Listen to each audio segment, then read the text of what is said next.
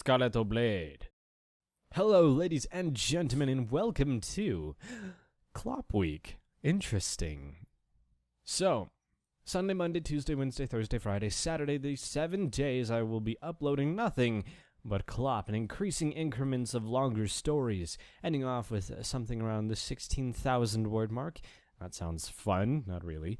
But, felt like I didn't have enough on this channel, so why not do something like this? I will be holding off any other readings, so sorry about that. Sorry for those of you that want Secrets of a Royal Guard and Inner Demons. I love those stories, but they're going to have to make way. So, without further ado, Sunset Shimmer's Naked Marathon, Chapter 1. 2 weeks ago, Sunset Shimmer went through the most humiliating ordeal of her life. Well, second most, having dozens of her fellow students see her running around the school naked still wasn't quite as humiliating as the night of the fall formal. Of course, for days after the fact, there had been pictures and videos of her floating around all over the internet. Everyone who hadn't seen her in the flesh, as it were, had still gotten an eyeful of her and then some. 37 boys had asked her out. 17 of them had outright propositioned her for sex. 10 of them had groped her. And then there were the girls. Most of the girls at school sympathized with her, feeling her mortifications as if it were their own. Even the girls who hadn't quite forgiven her for her past transgressions. More than a few girls, however, had found the whole thing hilarious. Then there were the ones who enjoyed the show for different reasons entirely. She'd found mysterious gifts of candy and perfume in her locker. 3 girls had started randomly sexting her. A girl named Lightning Dash had actually pushed her up against a wall in the shower room after the gym and gotten very intimate with her. It had come out of nowhere, and she felt she probably should have reported her to the principal or kicked her ass, but it hadn't been terrible exactly, so she let it slide. Lightning Dusk did interesting things with her tongue after all. Not that Sunset was into girls exactly, but there had been a certain thrill to the whole thing. After a little over a week, the whole thing had started to die down, and Sunset could almost walk through the halls without questioning her dignity. The support of her friends helped tremendously. During a boring 6-period lecture on Thursday, the PA crackled. "May I have your attention, please, Princess?" Principal Celestia's voice rang out over the outdated speaker in the classroom. "At this time, I would ask that all junior and senior girls, as well as all female faculty members, please report to the cafeteria for an assembly. I repeat, all junior and senior girls, as well as all female faculty members, please report to the cafeteria at this time. All of the students, please remain in your classes. If your teacher is absent for the assembly, use this period as a study hall." Sunset blinked. That was an unusual announcement.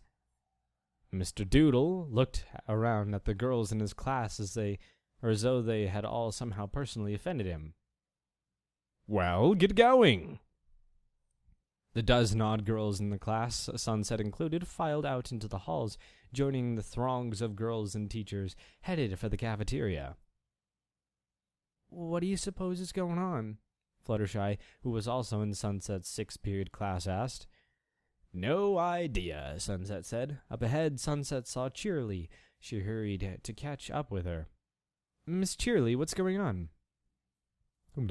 I'm not sure," Cheerly said, frowning. "If there was a memo about this, I missed it." Once they reached the cafeteria, Sunset and Fluttershy gravitated towards their friends, sitting together in a group. "What's all this about?" Rainbow Dash asked. "Nobody seems to know," Rarity said. Once the last girls had trickled into the cafeteria, Vice Principal Luna closed and locked the cafeteria doors, then nodded to Principal Celestia.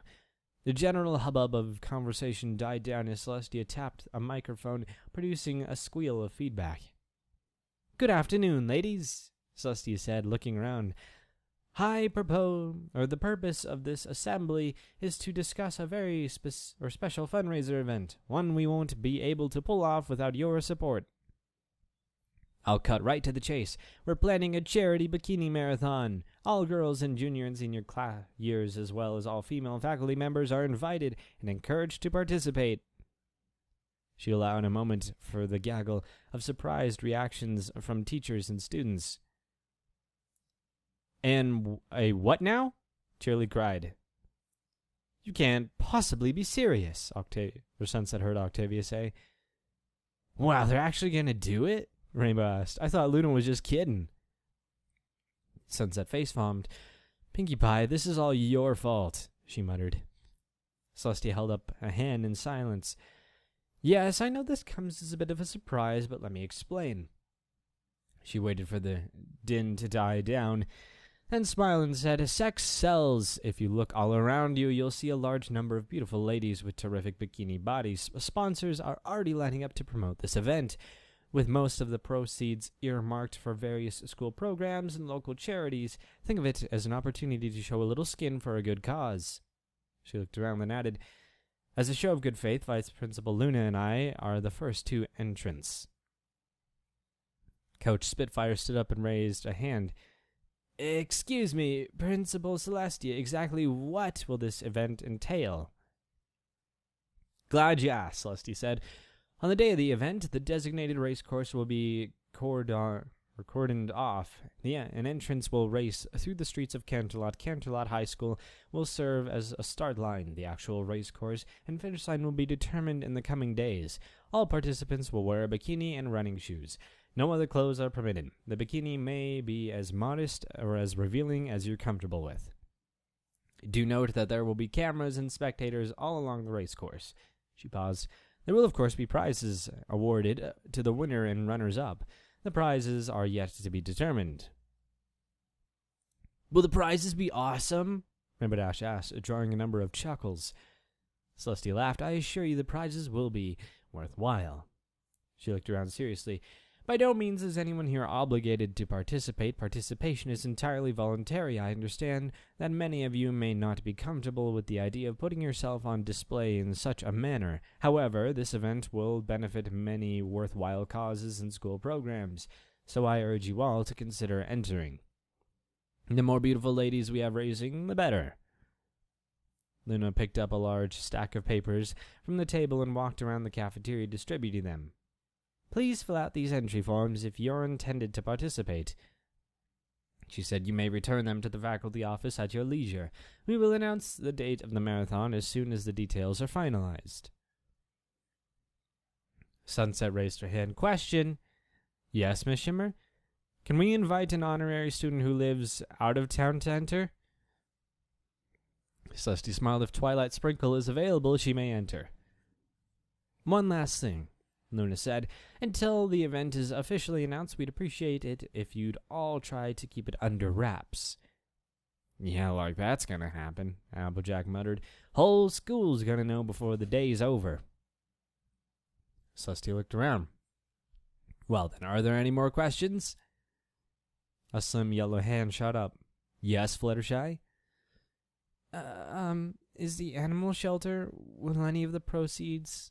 Yes, some of the proceeds will benefit the animal shelter. Anything else? With no more questions appeared to be forthcoming, Celestia nodded. Then you're all dismissed to return to your classes.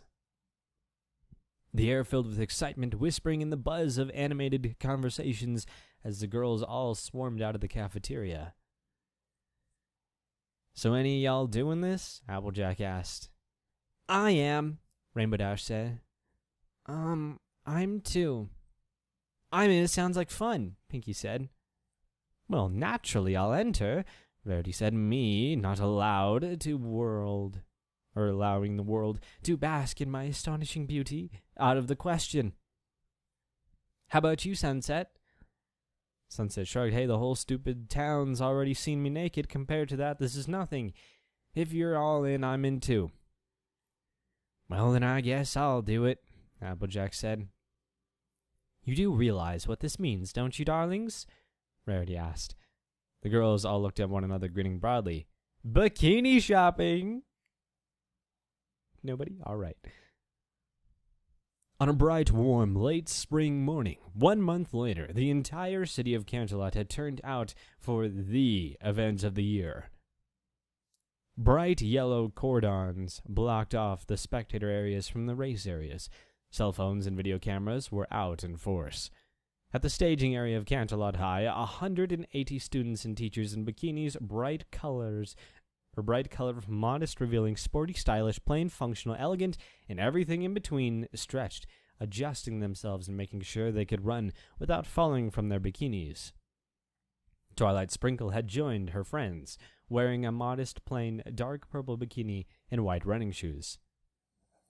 "I'm a little confused about this whole thing," she said. "I thought in this world you're supposed to wear a lot more clothes than this." "Usually, yes," Rarity said. She wore an elegant, crimson bikini which snugly supported her breasts while leaving quite a bit of cleavage for gawkers to enjoy. There was also a cut rather high. It left absolutely no question that she'd have a fresh wax from the spa. But it's, well... "Usually you'd wear something like this out to the beach," Fluttershy said. She herself wore a hunter green bikini that managed to conceal more than the other girls' bikinis covered, while that at the same time seeming more revealing and alluring. "They're for swimming and sunbathing, supposedly, except a lot of bikinis are more fashion than function." She looked at Rarity. "For example, if Rarity went swimming in that, it'd fall off." "So it's swimwear that you can't swim in?" Twilight asked, brow furrowed in confusion. "Don't try to understand it, Sugar Cube," Applejack said, wearing a red and white checkered tie-front bikini. It said, "It's important part of in a girl wearing bikinis is supposed to be sexy. Guys love ogling gals in a bikini. That's pretty much the whole logic behind all this." "It's like those lace saddles and silk socks they sell back at home," Sunset Shimmer said. She wore an intricate bikini that looked like it made of orange fabric and magenta fabric twisted together. The tops was strapless. "Oh," Twilight said, blushing. Wow," she frowned. "So we're all here wearing these bikinis so the male population of Canterlot can enjoy staring at our bodies." "Pretty much," Pinky said. Her dark pinkish-red bikini barely held her breasts in check and was tied to her sides. Rainbow Dash, wearing a plain, sporty black volleyball bikini, suddenly looked up at the stage, eyes wide. "Whoa, is that Miss Harshwinny?" A peach-skinned woman with short blonde hair, blue eyes, and a severe expression stood on the makeshift stage that had been set up. She wore a purple tanning bikini and had an impressively trim, athletic figure. "Ladies, may I have your attention?" Miss Harshwinny said into the microphone. Her usual impatient, snappish tone was present in full force. "There's something important you all need to know," she said. To either side of her stood Celestia and Luna. Luna looked like she couldn't decide whether to be angry or amused. Her arms were folded beneath her skimpy, low-cut black bikini top she wore. Celestia, wearing a gold string bikini, looking absolutely sheepish, and had a please-don't-kill-me look on her face. "It would appear, Miss Harshwinny, that the promoters of this event pulled a fast one on us. There was a stipulation in the fine print and the contract that allowed for the application of last-minute changes of the event conditions." She gave Celestia a glare. "And that failure to adhere to all stipulations set forth in the promotional contract constitutes forfeiture of all prizes, proceeds, and sponsorship awards." Celestia laughed nervously. Miss Harshwinny frowned and turned her attention to the girls. "I'm truly sorry to announce this, but a new stipulation has been added to this event, and everyone who signed an entry form is obligated to comply." Taking a deep breath, she continued, "What was supposed to be a simple marathon has now become a bikini tag race, and by now all of Canterlot knows about it." "I don't think I like where this is going," Sunset muttered. "What's a bikini tag race?" Fluttershy asked. "No idea, but if Miss Harshwinny's and Vice Principal Luna are this upset about it, it can't be good," Applejack said. "Allow me to explain," Miss Harshwinny said. Her face was twisted into something truly sour. "During the course of this race, all competitors have two goals. The first goal is to reach the finish line, obviously, but the second goal," she shot Celestia another glare, "you must attempt to strip each other runner of their bikini tops while avoiding having your own top removed. Any girls whose bikini top is removed is disqualified and must return to the start line here at the school, regardless of where she may be on the race course, topless. A loud collection of gasps and a lot of angry whispers and shouts rose from the crowd. The runner who reaches the finish line carrying the largest number of bikini tops removed from other racers without having been disqualified herself wins the marathon. Ms. Harshwini said, "Only bikini tops may be removed from your fellow racers. Any competitor caught stripping the bikini bottom will be disqualified and will also be in a great deal of trouble." Celestia took the microphone. "Girls, I'm sorry about this, I really am. The men at F&F event promotions were very clear and underhanded about this whole thing. And after this is all over with, I'll be looking into legal action against them. In the meantime, however, all the money and prizes donated for this race is tied up. F&F Promotions has control of all of it. And, well, in the words of Mr. Flam, when I voiced my outrage, she shrugged helplessly. No tits, no bits." "Flim and Flam?" Twilight screeched. "No wonder." "You know them jokers?" Applejack asked. "They caused a lot of trouble for the Apple family back in Equestria," Twilight said, clenching her fists. "And a lot of other ponies, too." "Huh, they pulled one over on me that one time, too," Applejack said. "But this is low, even for them." Luna took the microphone. "Girls, and I understand your outrage and your unwillingness to participate in the light of this deception, but I would like to remind you all of why you signed up for this in the first place. The money raised for this event is all worthwhile causes that will deserve the money, causes that needn't be made to suffer because some particularly predatory contract shenanigans. As outraged as I am by this development, and as much as I want to make the ones responsible answer for it, I have not forgotten the good intentions behind this marathon, and neither should you. I'm not asking you to throw away your dignity, I'm asking you to make a sacrifice for the greater good." Sunset and her friends looked around at one another. All around them, girls were looking at the ground, at their friends, at their teachers. "And once this is over, we'll beat the living hell out of Mr. Flam and Mr. Flam," Luna concluded. A great cheer went up from the crowd. Celestia took the microphone. "We'll be starting in 10 minutes, she said. "Good luck to you all." As the girls moved to the starting area, Twilight asked, "So why exactly is everyone angry about this? I'm sorry if that's a stupid question. There's still a lot I don't understand about this world." "A girl's breasts are her own business and nobody else's," Rarity said. Sunset stared flatly at her. "Rarity, yours are the least covered here." "Well, yes, but that's by choice. I'm hardly about to go flashing my assets all over Canterlot." She coughed delicately. "No offense." Sunset facepalmed, groaning. Applejack sighed. "One of the main reasons we wear clothes as well. There's only 2 people you're supposed to ever be naked in front of, other than your parents. That's yourself and somebody you really love." "Or just want to bang," Rainbow said. "Or your doctor," Fluttershy pointed out.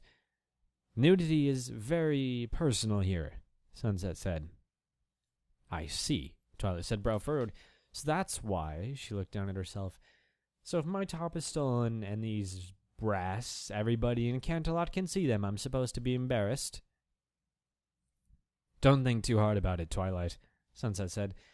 This is where being an equestrian who hasn't gone native yet works in your favor.